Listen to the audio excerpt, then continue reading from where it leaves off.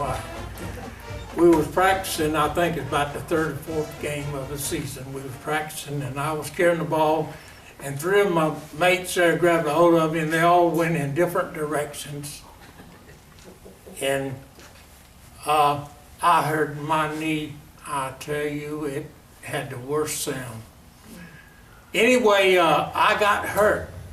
And that's the reason why I wasn't able to. It torn ligaments and my knee just fouled it all up. And back then you didn't operate on them. I went down to Dr. Michelson every day in the afternoon and sat for about an hour or so under a heat lamp.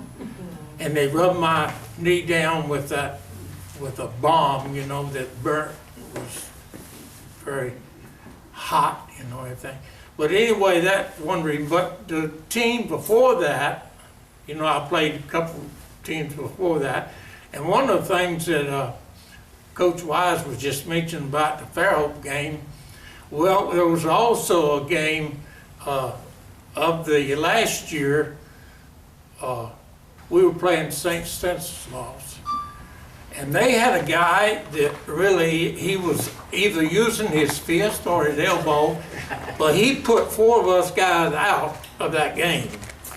And it was me, Jerry Truss, Kenneth Team, and Tommy Munn. And Tommy was completely knocked out because we were halfway home on the bus and Tommy finally came to, and the first words out of his mouth said, "Did we win the game?" Which we did. But that was, I think, was the dirtiest players that we ever played, was that down there in Biloxi, I think they were from. But anyway, and another thing that involves this guy here, you talking about a disciplinarian, he was. Billy mentioned, Bill and I was talking earlier, and he was talking about once in a while some of us would slip off and go across the street and we'd smoke a cigarette. Well, I think Coach Wise knew that, and so he'd slip around and catch us. But I tell you what, those cigarettes we smoked was worth about 20 laps, I want to tell you.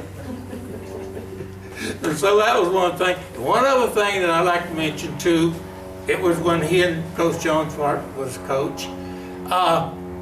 We were playing Robbinsdale that night, and after, you know, when the school's out and you have time before you come to eat your supper and everything. Well, four of us, Billy Walker, myself, Tommy Munn, and Glenn Underwood, we decided and just opened up down here in Foley Theater. Gentlemen prefer blondes. I don't know, I know our guys remember that, the coaches, and it was Marilyn Monroe and Jane Russell. Well, we went to that, and we weren't aware of the time, and we sat through that thing, and when we got out, we came back, well, the players had already eaten their supper, and they were over in the classroom, and Coach Wise was giving them a pep talk, and here we walking in. But anyway, and so he took all four of us. He scratched us off for the starting lineup that night. I don't know if you remember that, Coach. But we didn't play for a while, but it didn't last long, and then he put us back in there. But that's some of the things there that I remember back there doing those things.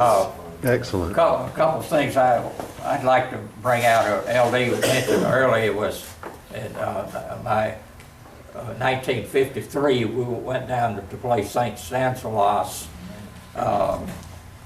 It was in my entire coaching career, we were able to get Greyhound buses twice in those almost 20 years being assistant and what have you.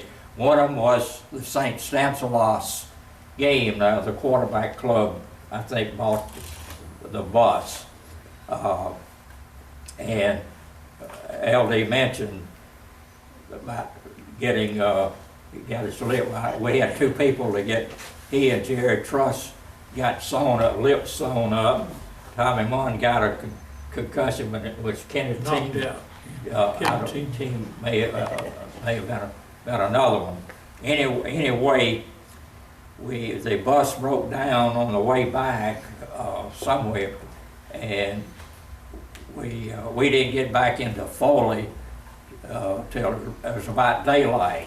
And I know I took LD and Tommy Bunn home, and the sun was coming up when I got back to where I was staying, and that was a lot. The other bus we played W.S. Neal up in Bruton. This was 1964, I believe.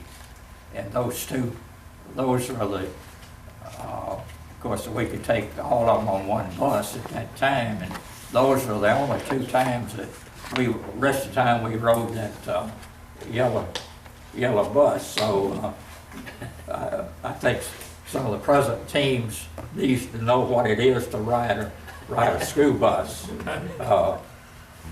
I'm Jim Lauder, and that was my first 55 was my first year on the varsity team, and of course I played behind Billy Walker, so we didn't get to play much because we had so much talent ahead of us.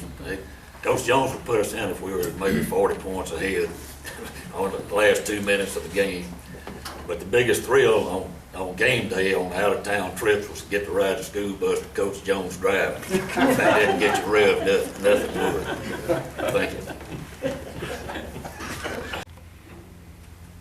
I'm Ken Underwood. I was a manager on that 1955 football team, and I can tell you, as an 8th grader, it was an absolute thrill to be in a position where occasionally we were, a day of a game, we'd be walking back from downtown, and some of the team members would see us and stop and pick us up, and for an 8th grader to be riding in the car with Bobby Lauder, Raymond Christensen, Billy Walker, or some of these guys, that was a real thrill.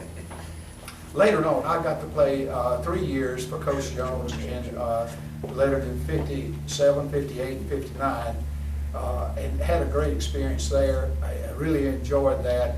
Learned a lot of lessons, and some of them were like when the going gets tough, the tough get going, and those things helped me during real tough times, and problem areas in my life. And I had the distinct privilege of working with Coach Jones in the summers over at the swimming pool. Serve on a scholarship committee that honors him, and it's been a privilege to be associated with him all these years. And just to tell you one little bit of humor, we were going to Mobile, and I can't remember where we were going to play UMS. I believe it was UMS. We're going through Mobile, and as boys would sometimes do, yelling out the school bus window. And Coach Jones said, boys, said if there's any yelling out the windows that needs to be done, I'll do it. Jimmy Lauder said, Coach, would you yell at that boy on the bicycle over there?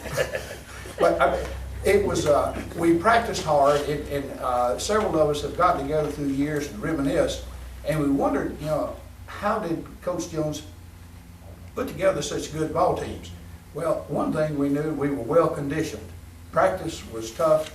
And in the 4th quarter, we still had a little gas left to play onto the final whistle. Thank you. My name's Paul Roberts. Being politically correct, we called a manager, we were actually water boys. When Kenny talks about being thrilled by these guys, I was terrified of them. Billy may not remember, but he locked me in a locker one day, and we were the last ones there, and happily, within a few minutes, somebody came in and let me out. Kenny doesn't also remember, as we progressed into BT football, we ended up with our hand-me-down equipment. And I think I got Billy's shoes. I didn't fill them, though, because to keep them on, I had to wrap tape around my feet to make sure the shoes stayed on. Looking back on it, it was a lot of fun. I remember the game that we won so big that year, I took a play, and Kenny and I went in at a timeout. We took a play in for Coach Jones, and they called the play, and I forgot who was playing center or the running back, but the center and the running back changed positions, because the center said, I've never scored a touchdown before. So they gave him the ball, and he scored the touchdown.